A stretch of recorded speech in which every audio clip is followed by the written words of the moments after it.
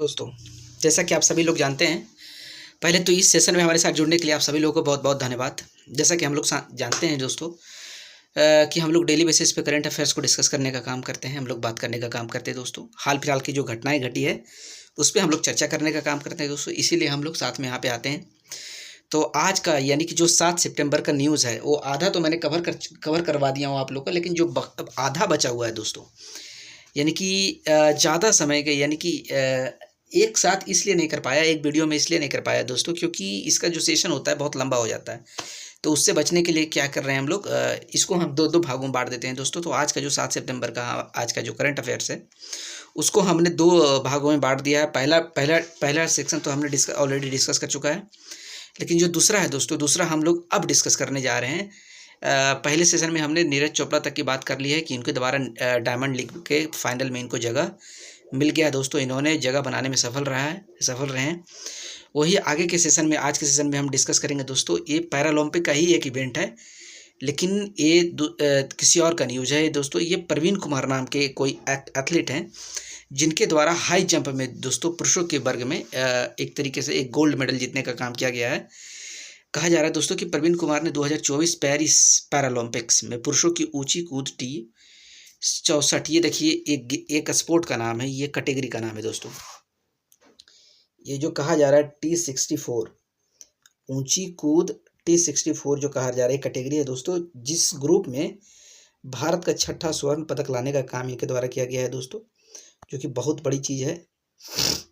क्या है इनका रिकॉर्ड देख लेते हैं, इसमें डिटेल देखिए। ये इंडिया के हैं, मेंस हाई जंप ये कैटेगरी है दोस्तों। इंडिया के इनका नाम प्रवीण कुमार है, विनर है ये। और इनका जो रिकॉर्ड है दोस्तों, वो परफॉर्मेंस कितना रहा है, 2.08 मीटर को इनके द्वारा फाना गया है दोस्तों, जो कि वर्ल्ड रिकॉर्ड बनाने का काम किया है, एक तरीके से गोल्ड जीतने का काम किया है दोस्तों। अगला न्यूज़ क्या है, अगला न्यूज़ कहा जा रहा है कि पूर्व पहलवान विनेश फोगाट ने भारतीय रेलवे से इस्तीफा दिया है दोस्तों।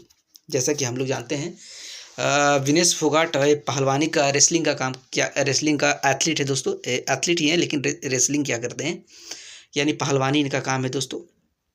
तो इनके द्वारा जो परफॉर्मेंस था, इनके द्वारा जो खेलों में जो इनका योगदान है दोस्तों, उनके बेसिस पे इनको रेलवे में नौकरी दी गई थी, रेलवे में जॉब दिया गया था दोस्तों।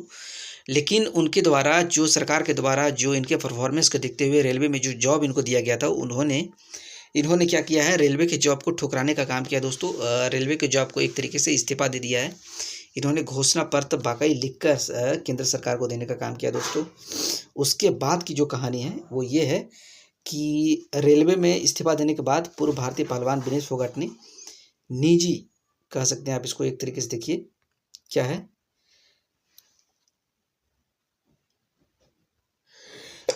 माफ़ कीजिएगा, इसमें तो हवाला देते हुए कहा है कि निजी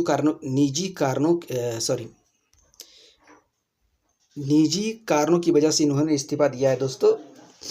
लेकिन इनके बाद जो इनका आगे का जर्नी है वो क्या है, क्योंकि मुख्यतः क्या है दोस्तों कि ये रेलवे में जब आप पॉलिटिक्स ज्वाइन करते हैं, जब कोई आदमी पॉलिटिक्स ज्वाइन करता है, तो उसका एक एलिजिबिलिटी होता है दोस्तों उसका, जिसमें कहा जाता है कि उस अधिकारी को, उस कैंडिडेट को, और भारतीय सरकार में या फिर केंद्रीय सरकार में कोई भी लाभान्वित पोस्ट पे उनको नहीं होना चाहिए दोस्तों, यानी कोई और पोस्ट उनको नहीं होना चाहिए। जब वो पॉलिटिक्स में ज्वाइन करते हैं तो आपको छोड़ना पड़ेगा चीज़ों को। तो हमको लगता है कि उसी संदर्भ में इनके द्वारा जो केंद्र सरकार द्वारा जो इनको रेलवे की नौकरी दी गई, तो उनको उन्होंने त्यागपत्र दे दिया, इनके द्वारा छोड़ा गया है दोस्तों। और उसके बाद विनेश फोगाट और बजरंग पुनिया, ये दोनों भाई बहन है दोस्तों। इन दोनों के द्वारा क्या हुआ कि कांग्रेस के टिकट से, यानी कांग्रेस की तरफ से इन्होंने राजनीति को ज्वाइन किया है दोस्तों। यानी कि एक तरीके से देखा जाए तो 2025 में जो हरियाणा का विधानसभा चुनाव होगा दोस्तों, उनमें इन दोनों के द्वारा राजनीति, यानी कि हरियाणा की तरफ से एक कांग्रेस के उम्मीदवार के रूप में आपको देखने को मिलेगा दोस्तों। यहाँ साफ साफ लिखा, देखिए क्या कहा जा रहा है, बजरंग पुनिया के साथ पार्टी प्रमुख मल्लिकार्जुन खड़गे ने मुलाकात की है दोस्तों। खड़गे से मुलाकात के बाद वह आधिकारिक तौर पर कांग्रेस में शामिल होने का घोषणा भी कर दिया गया है दोस्तों। अगला न्यूज़ क्या है, अगला न्यूज़ देखते हैं। कहा जा रहा है वरिष्ठ IAS अधिकारी जिनका नाम मनीष कुमार गुप्ता है, ये याद रखिएगा, ये इंपॉर्टेंट है। मनीष कुमार गुप्ता को अरुणाचल प्रदेश का नया मुख्य सचिव के रूप में नियुक्त किया गया है। और ये वर्तमान मुख्य सचिव जो धर्मेंद्र नाम की, इनके पहले जो कार्यरत थे, इनके पहले जो इस पद पे कार्य कर रहे थे दोस्तों, उनका नाम धर्मेंद्र था। उनकी जगह उनके जगह इन्होंने जगह लिया है इन्हें, और धर्मेंद्र जी को उनको राष्ट्रीय राजधानी स्थानांतरित कर दिया गया है, यानी कि अरुणाचल प्रदेश यानी ईटानगर में फिर उनको ट्रांसफर कर दिया गया है। आप इसको गौर कर सकते हैं। कहा जा रहा है वरिष्ठ IAS अधिकारी मनीष कुमार गुप्ता को अरुणाचल प्रदेश का नया मुख्य सचिव के रूप में नियुक्त किया गया है दोस्तों। ये वर्तमान मुख्य सचिव धर्मेंद्र का स्थान लेंगे। इसके पहले धर्मेंद्र नाम के कोई IAS ऑफिसर थे दोस्तों, ये याद रखिएगा। धर्मेंद्र नाम के कोई IAS ऑफिसर थे जिनका तबादला कर दिया गया है, राजधानी स्थानांतरित कर दिया गया है, यानी उनको ईटानगर में कोई पोस्ट दे दिया गया है दोस्तों। ईटानगर उनको IAS के रूप में ट्रांसफ़र कर दिया गया है और उनके जगह इनको दे दिया है जगह। या आप ये फ़ोटो को देख सकते हैं आराम से। इन्हीं का नाम मनीष अधिकारी जो मनीष कुमार है, फोटो में देख सकते हैं। आगे का न्यूज़ क्या है दोस्तों? कहा जा रहा है कोटक जनरल इंश्योरेंस ने अपना नाम बदलकर ज्यूरिख कोटक जनरल इंश्योरेंस कर दिया गया है दोस्तों। यानी कि कोटक जनरल इंश्योरेंस ने अपना शेयर को बेचा है दोस्तों, अपना स्टॉक होल्डिंग को बेचने का काम किया है। जो कि वो स्टॉक होल्डिंग जो बेचा गया है कोटक जनरल इंश्योरेंस के द्वारा दोस्तों, उससे क्या किया है, ज्यूरिख कोटक जनरल ने उसे खरीदने का काम किया है दोस्तों। और ज्यूरिख कोटक जनरल का इंश्योरेंस का जो शेयर खरीदने के बाद क्या इसका नाम बदल दिया गया है दोस्तों। यानी कि ज्यूरिख कोटक जनरल इंश्योरेंस ने कोटक जनरल का इंश्योरेंस का जब स्टॉक खरीदा, जब इसका पूंजी खरीदा गया दोस्तों, जब इसका शेयर खरीदा, तो उन्होंने कोटक जनरल इंश्योरेंस का नाम बदलकर ज्यूरिख कोटक जनरल इंश्योरेंस कर दिया गया है दोस्तों। अब बताया जा रहा है कि कोटक जनरल इंश्योरेंस का 70% share holding Zurich Kotak general insurance द्वारा खरीदा गया है दोस्तों। आप यहाँ पे ध्यान से देख सकते हैं क्या कहा जा रहा है, कोटक जनरल इंश्योरेंस ने ज्यूरिख इंश्योरेंस ग्रुप द्वारा कंपनी के 70% हिस्सेदारी हासिल करने के बाद अपना नाम बदलकर ज्यूरिख कोटक जनरल इंश्योरेंस कर दिया गया दोस्तों। यानी कि 70% कोटक जनरल इंश्योरेंस का शेयर लेने के बाद एक तरीके से ज्यूरिख कोटक जनरल इंश्योरेंस अपना नाम उसमें तबादला कर दिया और उसका एक तरीके से मालिकाना हो गया दोस्तों। होना भी चाहिए, क्योंकि 70% हिस्सेदारी बहुत बड़ी चीज़ होती है, तो करना भी चाहिए, इसमें कोई बड़ी चीज़ नहीं है। आप ये देख सकते हैं, इसका आप लोगो देख सकते हैं दोनों का। ये कोटक जनरल इंश्योरेंस का लोगो है यहाँ से यहाँ तक, और ये ज्यूरिख कोटक इंश्योरेंस का लोगो है दोस्तों। अगला करंट अफेयर्स क्या कहा जा रहा है, साओरा एक जनजाति है दोस्तों, जो मुख्यतः उड़ीसा में पाया जाता है। तो उड़ीसा की जो सरकार है दोस्तों, उड़ीसा की जो सरकार है आदिवासियों को भूमि पर, हाँ, उड़ीसा की जो सरकार है दोस्तों, वो साओरा जनजाति को उनका जो पितृक यानी कि उनका जो पूर्वजों वो जो ज़मीन पे रहते थे दोस्तों, जिस जगह पे रहते थे, उस ज़मीन को मालिकाना के हक पे साओरा को सौंप दिया गया है दोस्तों उड़ीसा सरकार द्वारा। कहा गया कि ये अधिकार आपका है, आपके पूर्वज इस पे हुआ करते थे, तो इसकी जिम्मेदारी आपके हाथ में ही जाता है, एक तरीके से अधिकार के तौर पे उसे सौंप दिया गया है दोस्तों। ये पहली बार ऐसा कहीं हुआ है पूरे देश में दोस्तों, जिस राज्य ने अपने राज्य के एक तरीके से जो जनजाति है उसको एक लीगली तौर पे उसकी प्रॉपर्टी को, ज़मीन को सौंपने का काम किया है दोस्तों। आइए इसमें डिस्कस करते हैं।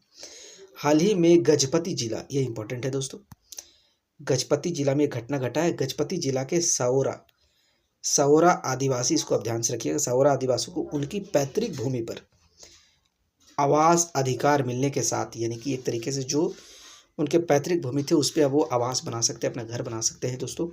उसके साथ साथ उड़ीसा विशेष रूप से कमज़ोर आदिवासी समूहों में भी इनका नाम को ऐड किया गया है दोस्तों, जिसको हम शॉर्ट में PBTG कहते हैं। विशेष रूप से कमज़ोर आदिवासी समूहों की सबसे अधिक जनसंख्या को ऐसे अधिकार प्रदान करने वाले एकमात्र राज्य बन गया है दोस्तों। साओरा उड़ीसा की प्राचीन जनजातियों में से एक माना जाता है इनको। उड़ीसा में आप देखेंगे दोस्तों, तो उड़ीसा में जनजातियों का बहुत बड़ा समूह रहता है, यानी कि पूरे देश में अगर बात किया जाए सबसे ज़्यादा जनजाति उड़ीसा में ही रहता है दोस्तों। तो साओरा उड़ीसा की प्राचीन जनजातियों में से एक है। कहा जाता है कि इसका उल्लेख महाकाव्य रामायण और महाभारत जैसे महाकाव्य में भी देखने को मिलता है दोस्तों, जो कि बहुत बड़ी बात है। हालांकि उड़ीसा इस जनजाति की मुख्य भूमि है। अगर देखा जाए तो उड़ीसा इस जनजाति की मुख्य भूमि है, कहने का मतलब इसी ज़मीन पे, यानी उड़ीसा की ज़मीन पे ही साहोरा सबसे ज़्यादा पाया जाता है और इसका एक तरीके से कह सकते हो जन्म स्थान है दोस्तों। लेकिन कुछ लोग आंध्र प्रदेश में भी रहते हैं, झारखंड में भी रहते हैं, मध्य प्रदेश में भी रहते हैं और असम जैसे राज्यों में भी पाए जाते हैं दोस्तों। लेकिन मुख्य तौर पे उड़ीसा में ही पाए जाते हैं, लेकिन उड़ीसा के अलावा भी आंध्र प्रदेश जैसे राज्यों में होते हैं, झारखंड जैसे राज्यों में होते हैं, मध्य प्रदेश जैसे राज्यों और असम जैसे राज्यों में भी पाए जाते हैं दोस्तों। यहाँ भी इनका वास होता है दोस्तों। आइए एक नज़र डालते हैं, कुछ पहलू पर नज़र डालते हैं, उसके विवरण के बारे में हम लोग कुछ बात करते हैं दोस्तों। अगर हम साओरा की अगर भाषा की बात करें दोस्तों, तो मुख्य रूप से जो इनका भाषा है वो सोराई है दोस्तों। आप यहाँ पे देख सकते हैं सोराई है, जो कि एक मुंडा भाषा है दोस्तों, यानी मुंडा से मिलता जुलता भाषा है इसका। यानी मुंडा का ही मुख्य मुंडा भाषा है, उससे ही मिलता जुलता उसका ही ब्रांच एक सोरा है दोस्तों। तथा इसकी अपनी लिपि भी है जिसे सोरंग सोमपेंग कहा जाता है दोस्तों। यानी इनका खुद का अपनी एक लिपि भी है दोस्तों, जिसको आप सोरंग कह सकते हैं। आप इसको सोरंग सोमपेंग कहा जाता है दोस्तों। सोमपेंग नाम से इनका खुद का लिपि है, इनका खुद का एक तरीके से लेटर ऑफ आर्ट कह सकते हो दोस्तों। आगे क्या है, नस्लीय आत्मीयता। अगर इनका पहचानने की बात करें कि इनका रेस कौन सा है, किस तरह का कि इनकी बनावट होती है, कैसे ये फिजिकल अपीयरेंस इनका कैसा होता है, कैसे ये दूर से दिखाई देते हैं, मतलब बाहर से इनका अपीयरेंस कैसा होता है, बाहर से कैसे दिखते हैं दोस्तों, इसके बारे में हम लोग बात करते हैं। कहा जाता है दोस्तों कि ये प्रोटो ऑस्ट्रेलाइड, ये आप देख सकते हैं, प्रोटो ऑस्ट्रेलाइड शारीरिक विशेषताएं होती हैं इनकी दोस्तों। और मध्य और दक्षिण भारत के एक तरीके से अगर देखा जाए तो कहा जाता है कि मध्य और दक्षिण भारत में भी ये आबादी पाई जाती है दोस्तों।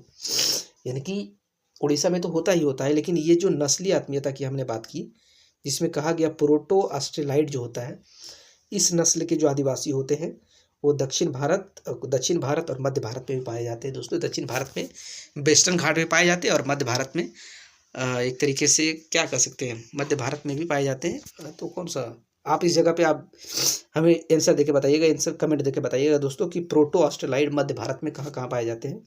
इनकी कला और विशेषताओं की अगर बात करें दोस्तों, तो अनोखी कला प्रथाएं हैं इनकी, अनोखी कला प्रथाएं इनकी देखा गया है दोस्तों। धार्मिक रीति रिवाज का भी पालन करती हैं ये लोग, तथा लुप्त हो रही टैटू बनवाने की परंपरा, जिसे हम तांगा गबो कहते हैं दोस्तों, इन्हीं प्रजाति में सबसे ज़्यादा फेमस है। ये जो आप टैटू देख रहे हैं ना, इनके चेहरे पे आप टैटू देख रहे हैं, ये जो टैटू आप देख रहे हैं इनके चेहरे पे दिखाई दे रहा होगा आपको, ये जो टैटू है, ये टैटू को बोला जाता है तांता गबो कहा जाता है दोस्तों। इस प्रकार का जो टैटू अपने चेहरे पे बनवाने का काम करता है, वैसे प्रजातियों को कहा जाता है तांता गबो कहा जाता है, जो मुख्यतः इन्हीं प्रजाति में देखा जाता है दोस्तों, साउरा में ही देखा जाता है। इनके अगर धर्म की बात करें तो वे अनेक देवताओं और आत्माओं की पूजा करते हैं दोस्तों, साफ साफ लिखा हुआ है, अनेक देवताओं और आत्माओं का भी पूजा करने का काम किया जाता है इनके द्वारा। ऐसे माना जाता है कि वे उनके दैनिक जीवन की नियंत्रित करने का काम करते हैं दोस्तों। इनकी आर्थिक स्टेटस देखते हैं कि इकोनॉमिक स्टेटस क्या है। ये इनके द्वारा जीवन उपार्जन जो कहा जाता है दोस्तों, लाइवलीहुड जिसे हम कहते हैं, वो उनका काम ही कैसे चलता है, वो लोग इसका जुगाड़ कैसे करते हैं। सुधा साउरा, समझ रहे हैं आप, ये जो सुधा साउरा है, सुधा साउरा जो मुख्यतः मैदानी भागों में पाए जाते हैं, जो कि मुख्यतः खेती करते हैं, मजदूरी करते हैं और जलाऊ लकड़ी को बेचने पर निर्भर रहते हैं दोस्तों।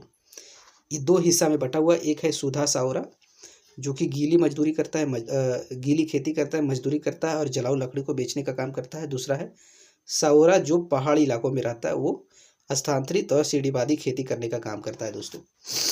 अगला न्यूज़ क्या है देखते हैं। हमने बहुत डिटेल में इस पर बात की दोस्तों, उम्मीद करते हैं आप सभी लोगों को चीज़ों को अच्छे से समझ में आ रहा होगा, अच्छे से चीज़ें पता चल रहा होगा दोस्तों। अगला न्यूज़ कहाँ क्या कहा जा रहा है, कहा जा रहा है हिमाचल प्रदेश के विधानसभा में शून्यकाल की शुरुआत हुई। ये इंपॉर्टेंट है, जिसको मैं टिक कर रहा हूँ दोस्तों, वो बहुत ही इंपॉर्टेंट एक तरीके से आप कह सकते हैं। ये जो शून्यकाल है, शून्यकाल शुरू हुआ है, यानी हिमाचल प्रदेश में, हिमाचल प्रदेश की विधानसभा में पहली बार ऐसी घटनाएं देखने को मिला है। इसके पहले शून्यकाल का कोई प्रावधान नहीं था दोस्तों। हालांकि कि देश के अन्य राज्यों में, अन्य राज्य की विधानसभाओं में इसका प्रावधान है, इस तरीके की चीज़ें प्रैक्टिस की जाती है, लेकिन हिमाचल प्रदेश में आज तक ऐसा नहीं किया जाता था। इसे पहली बार 7 सितंबर यानी आज के दिन इसको लागू किया जाने का काम किया गया है दोस्तों। ये समाचार क्या, एक नज़र डालते देखिए यहाँ पे साफ साफ लिखा हुआ है हिमाचल प्रदेश विधानसभा में पहली बार पेश किया गया है ये दोस्तों, यानी कि इसके पहले इसका कोई अस्तित्व नहीं था। शून्यकाल की उत्पत्ति कहाँ से हुई? 1960 के दशक में भारतीय संसद द्वारा आविष्कृत यह एक परिपाटी है जिसका संसदीय नियमों में कोई उल्लेख नहीं है दोस्तों। कहा जा सकता है कि 1960 में पहली बार इसको भारत संसद में इसका इस्तेमाल किया गया था दोस्तों। एक परंपरा की तरह है। इसका परंपरा मतलब कोई संवैधानिक रूल नहीं है कि शून्यकाल होना ही चाहिए। कहीं संविधान में नहीं लिखा हुआ है, कहीं कोई पार्लियामेंट के कोई नियम कानून में नहीं लिखा हुआ दोस्तों। बस इसे यूं ही किया जाता है एक बेनिफिशियरी के लिए, ताकि एक समय मिल सके जिसमें क्रिटिकल क्वेश्चन की बात किया जा सके, जो इम्पोर्टेंट मुद्दे हैं जिस पे सरकार हो सके उस पर बात कर सके, उसको उठाने का प्रयास किया जा सके। इसका कोई कॉन्स्टिट्यूशनल राइट नहीं है दोस्तों, ये संविधान में से कोई लिखित नहीं है, फिर भी इसका इस्तेमाल किया जाता है, एक परंपरा की तरह इसे देखा जाता है। शून्यकाल का परिभाषा क्या है, इस पर एक नज़र डालते हैं। प्रश्नकाल की समाप्ति और नियमित कार्य के आरंभ के बीच का समय जिसमें आवश्यक मामलों को उठाए जाते हैं उसे शून्यकाल कहा जाता है दोस्तों। यानी प्रश्नकाल खत्म होने के बाद और जो नियमित कार्य होते हैं, जो यानी डेली बेसिस का जो भी हमारे विधानसभा में होता है, उसके पहले एक बार तो शून्यकाल जहाँ समाप्त हुआ और जहाँ से डेली बेसिस का जो रूटीन शुरू हुआ उसके पहले का जो बीच का समय होता है दोस्तों, उसे हम शून्यकाल के रूप में जानते हैं। एक तो हो गया, आप इसको यहाँ कर सकते हैं, जैसे ये क्या कहा जाए, ये समझ लीजिए आप, ये हो गया प्रश्नकाल, ये बीच में गैप हो गया। उसके बाद हो गया हमारा दोस्तों नियमित कार्य का, उसका एक तरीके से कह सकते हैं नियमित कार्य का आरंभ हुआ, उसके बीच में जो होगा वो हमारे शून्यकाल कहलाएगा दोस्तों। आगे क्या लिखा हुआ आगे देख लेते हैं और इसके बारे में आगे जानकारी प्राप्त करते हैं दोस्तों। क्या है शून्यकाल की परिभाषा क्या हमने देख लिया दोस्तों, लेकिन हिमाचल प्रदेश में अब शून्यकाल का टाइम क्या है, अब इस पर हम नजर डालते हैं कि कितने से कितने बजे से हिमाचल प्रदेश विधानसभा में शून्यकाल को प्रैक्टिस किया जाएगा दोस्तों। तो प्रश्नकाल के बाद शून्यकाल एक तरीके से कहा जा रहा है 12:30 बजे से लेकर दोपहर 1 बजे तक इसका चलेगा दोस्तों। यानी कि प्रश्नकाल 12:30 बजे तक खत्म हो जाता है। प्रश्नकाल 11:30 से 12:30 बजे तक प्रश्नकाल चलता है दोस्तों, और 12:30 से 1 बजे तक शून्यकाल चलेगा। फिर जो कि सुबह 11:30 बजे से दोपहर 12:30 बजे तक चलता है। यानी प्रश्नकाल का समय 11:30 से 12:30 है। फिर 12:30 से 1 हमारा शून्यकाल का समय आ जाता है दोस्तों। शून्यकाल का उद्देश्य क्या है, अब एक नज़र इस पर डालते हैं कि शून्यकाल का उद्देश्य क्या है, इसका मोटिव क्या है दोस्तों। सदस्यों को अत्यावश्यक सार्वजनिक महत्व के मामलों में आवाज़ उठाने की अनुमति दिया दोस्तों। यानी कि एक जो क्रिटिकल इशू होते हैं, जो सबसे महत्वपूर्ण बातें होते हैं दोस्तों, जो कि डेली बेसिस के जो रूटीन होता है उसमें नहीं किया जा सकता है, प्रश्नकाल में नहीं किया जाता, जो बातें प्रश्नकाल में नहीं किया जा सकते हैं, जो बातें डेली बेसिस पे जो रूटीन होता है उसमें नहीं किया जाते हैं, वो बातें शून्यकाल में किया जाएगा दोस्तों। जो महत्वपूर्ण बातें होगा उसे शून्यकाल में उठाने जाने का मौका दिया जाता है दोस्तों। प्रश्नकाल लोकसभा में कैसे चलता है दोस्तों, उसका भी यही है, 11:30 से 12:30 का टाइम होता है दोस्तों, जिसमें इसमें नहीं दिया गया है। लेकिन राज्यसभा में प्रश्नकाल की अगर बात करें तो दोपहर 12 बजे से 1 बजे तक चलता है दोस्तों। संसद में शून्यकाल की कोई अवधि तय नहीं की गई है, कोई टाइम फिक्स नहीं किया गया। वर्तमान में हिमाचल प्रदेश दिसंबर 2022 में गठित 14वीं विधानसभा में 68 सदस्य के साथ, यानी कि 2022 का जो इलेक्शन हुआ है दोस्तों, ये इसका 14वां विधानसभा इलेक्शन हुआ है और ये 5 वर्षों के कार्यकाल के लिए 68 सदस्य हैं। इसमें अभी टोटल 68 सदस्य के साथ हिमाचल प्रदेश का विधानसभा चल रहा है दोस्तों, जिसका कार्यकाल 5 सालों तक है। इसका जो विधानसभा अध्यक्ष है क्षेत्रीय उपाध्यक्ष के रूप में है दोस्तों। आगे का न्यूज़ क्या है उस पर एक नज़र डालते हैं। कहा जा रहा है सिद्धार्थ अग्रवाल, यह फोटो देख सकते हैं, ये इनका फोटो है, ये सिद्धार्थ अग्रवाल ये है, ये जो मैप लिए हुए हैं दोस्तों, इनके बारे में बात कहा जा रहा है दोस्तों कि सिद्धार्थ अग्रवाल ने इंग्लिश चैनल को अकेले तैरने वाले सबसे उम्रदराज, ये इंपॉर्टेंट है, भारतीय ने रिकॉर्ड बनाया। यानी कि ये पहला ऐसा भारतीय है दोस्तों जो सबसे उम्रदराज है। लगभग 49 साल की आयु में, देखा जाए तो 49 साल की आयु में उन्होंने अकेले तैरकर इंग्लिश चैनल को पार करने का काम किया दोस्तों। ये मुख्यतः बेंगलुरु के रहने वाले हैं और 49 वर्ष के हैं। तैराक सिद्धार्थ अग्रवाल ने इंग्लिश चैनल को तैरकर पार करने वाले सबसे उम्रदराज भारतीय बनकर इतिहास रच दिया है दोस्तों। अग्रवाल ने इंग्लैंड और फ्रांस के बीच यानी कि इनके द्वारा कितना दूरी तय किया गया है, कितना पार किया गया है दोस्तों, इस पर नज़र डालते हैं। अग्रवाल ने इंग्लैंड और फ्रांस के बीच 42 किलोमीटर की दूरी को 15 घंटे में और 6 मिनट में तय करने का काम किया है दोस्तों। यानी कि टोटल दूरी कितना है, टोटल दूरी अगर देखा जाए तो 42 किलोमीटर की टोटल दूरी है दोस्तों। और ये काम 42 किलोमीटर 15 घंटा, एक तरीके से कह सकते हैं 15 घंटा और 6 मिनट में ये काम किया गया है दोस्तों, जो कि बहुत बड़ी बात है। एक तरीके से रिकॉर्ड की तरह आप इसको देख सकते हैं। आगे का न्यूज़ क्या, आप एक नज़र डालते हैं दोस्तों कि इंग्लिश चैनल क्या है। एक मैप के हिसाब से हम इसको समझने का प्रयास करते हैं। इसका लोकेशन किस प्रकार का, ये देखिए इंग्लिश चैनल है, ये आप देख रहे हैं ना, ये इंग्लिश चैनल है दोस्तों। यहाँ से यहाँ तक ये देख रहे हैं आप, ये पूरा है। ये मैप में आप देख सकते हैं पूरा इंग्लिश चैनल है दोस्तों, जो इधर यूके को जोड़ने का काम करता है, यूनाइटेड किंगडम को इधर जोड़ने का काम करता है, और इधर फ्रांस को जोड़ने का काम करता है दोस्तों। फ्रांस और यूके के बीच में ये इंग्लिश चैनल का प्रवाहन है दोस्तों, और इनके द्वारा यहाँ से पार किया गया है जो डोडरा है दोस्तों। यहाँ इनका लोकेशन है। इसको लोकेशन को हम डिटेल में हम लोग पढ़ने का काम करते हैं। क्या कहा जा रहा है, यह अटलांटिक महासागर की एक शाखा है जो दक्षिण इंग्लैंड को उत्तरी फ्रांस से अलग करता है। यानी ये दक्षिण इंग्लैंड हो गया, ये फ्रांस हो गया, ये दोनों के बीच में इंग्लिश चैनल है दोस्तों। यह अपने उत्तर पूर्वी सिरे पर डोवर, ये देखिए डोवर, इसकी बात कहा जा रहा है। ये जो है डोवर, इसकी बात कहा जा रहा है। आप देख रहे होंगे कि डोवर यहाँ लिखा हुआ है। डोवर एक अथी है दोस्तों, एक जलड मरुमध्य के माध्यम से उत्तरी सागर के दक्षिणी भाग से जोड़ने का काम करता है। उत्तरी सागर को, ये हो गया, ये उत्तरी सागर हो गया दोस्तों। आप इसको कह सकते हैं ये पूरा का पूरा उत्तरी सागर हो गया। इसको जो है उत्तरी सागर को क्या करता है, ये दक्षिणी भाग से जोड़ने का काम करता है, इसके साथ जोड़ने का काम करता है। फ्रांस को दोस्तों दक्षिणी भाग से जोड़ने का काम करता है। आगे क्या कहा जा रहा है कि यह लगभग 560 किलोमीटर लंबा है। यहाँ से यहाँ की अगर दूरी कोई बताए दोस्तों, तो ये 500, अगर इसकी बात करें हम, तो इसकी जो दूरी है दोस्तों ये 560 किलोमीटर बताया जा रहा है कि टोटल ये दूरी 560 किलोमीटर है। और इसकी चौड़ाई जो है सबसे ज़्यादा यहाँ है दोस्तों, सबसे ज़्यादा यहाँ इसकी चौड़ाई है, जो कि 240 किलोमीटर से भैरी भी करता है, अलग अलग जगह है। यानी सबसे ज़्यादा चौड़ा यहाँ है दोस्तों, जो 240 किलोमीटर की चौड़ाई सबसे ज़्यादा।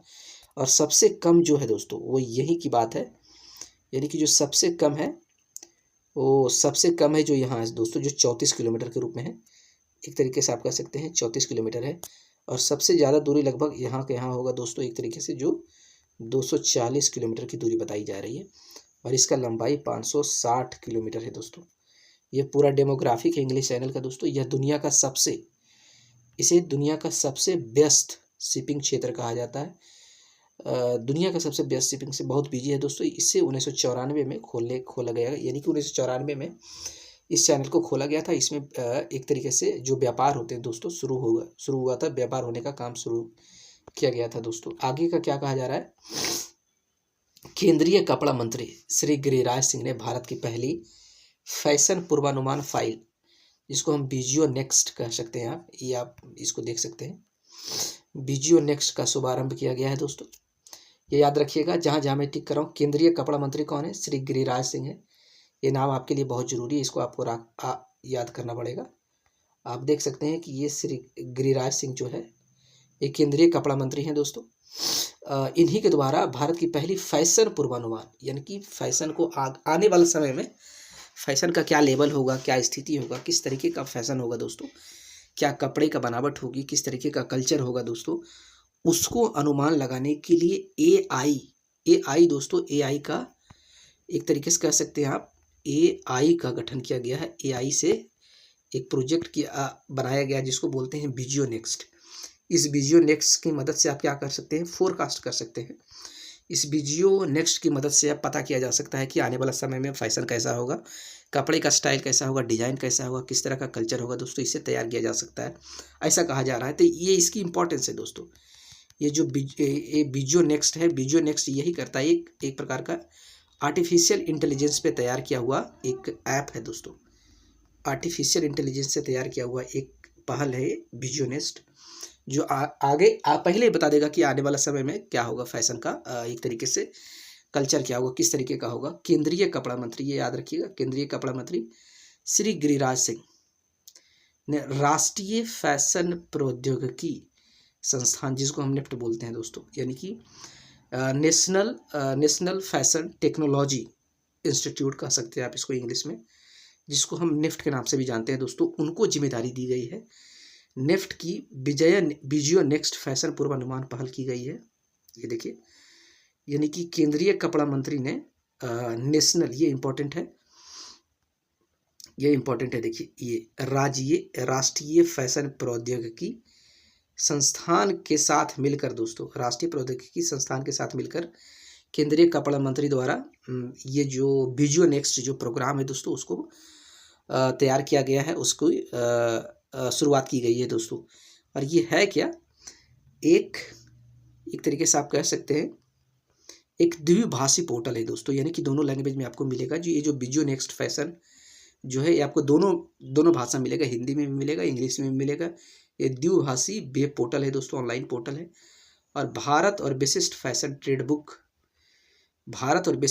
ट्रेड बुक प्रौद्योगिकी 24x25 का शुभारंभ करने का भी काम किया है दोस्तों, इनके द्वारा किया गया है। निफ्ट जो मैंने कहा, ये देखिए राष्ट्रीय फैशन प्रौद्योगिकी संस्थान, नेशनल फैशन टेक्नोलॉजिकल इंस्टीट्यूट जो है दोस्तों, निफ्ट विजियो नेक्स्ट भारत की पहली पहल जो फैशन ट्रेंड की जानकारी और पूर्वानुमान, यानी पहले ही अनुमान कर लिया जाएगा और फैशन ट्रेंड की जानकारी देगा, फैशन ट्रेंड के बारे में जानकारी देगा और इसका पूर्वानुमान किया जाएगा, उत्पन्न करने के लिए AI और EI का जोड़ने का काम किया है दोस्तों। यानी कि पहली बार ऐसा कोई आया है टेक्नोलॉजी जो AI का कहने का मतलब आर्टिफिशियल इंटेलिजेंस और इमोशनल इंटेलिजेंस का एक पूर्वानुमान रहेगा। पहले से फोरकास्टिंग तय कर दिया जाएगा कि आने वाले समय में क्या किस तरीके का परिधान होगा, किस तरीके का व्यवहार, किस तरीके के कपड़े होंगे, किस तरीके का फैशन ट्रेंड चलेगा दोस्तों, इसके बारे में। इससे क्या होगा दोस्तों, बुनकरों को फ़ायदा होगा, निर्माताओं को फ़ायदा होगा, खुदरा विक्रेताओं को फ़ायदा होगा, घरेलू व्यवसायों को फ़ायदा होगा और घरेलू डिजाइनरों और फैशन ब्रांडों का समर्थन करने के लिए यह पोर्टल हिंदी और अंग्रेजी में उपलब्ध है। एक तरीके से यह पोर्टल हिंदी अंग्रेजी में इसीलिए बनाया गया है ताकि इससे मिलने वाले फ़ायदे सबको मिले, बुनकरों को मिले, खुदरा विक्रेताओं को मिले, घरेलू व्यवसायों को मिले, घरेलू डिजाइनरों को मिले और फैशन ब्रांडों को भी, इस सभी को इसका एक तरीके से समझिए जाए तो ये फ़ायदा उठा सके इसका दोस्तों। आगे देखते हैं, कहा जा रहा है कि असम, अगला न्यूज है दोस्तों, असम मंत्रिमंडल की बात कही जा रही है। इससे रिलेटेड एक न्यूज़ है कि असम मंत्रिमंडल ने असम समझौते के खंड 6 पर न्यायमूर्ति बिप्लब शर्मा समिति की सिफारिशों को लागू करने का फैसला किया दोस्तों। ये क्या है, असम मंत्रिमंडल ने असम समझौता क्या है, सबसे पहले ये इंपॉर्टेंट है दोस्तों कि असम समझौता क्या है। इस वीडियो को यहीं रहने देते हैं, बाकी लेक्चर हम अगले वीडियो में अति करने का प्रयास करते हैं दोस्तों। असम मंत्रिमंडल,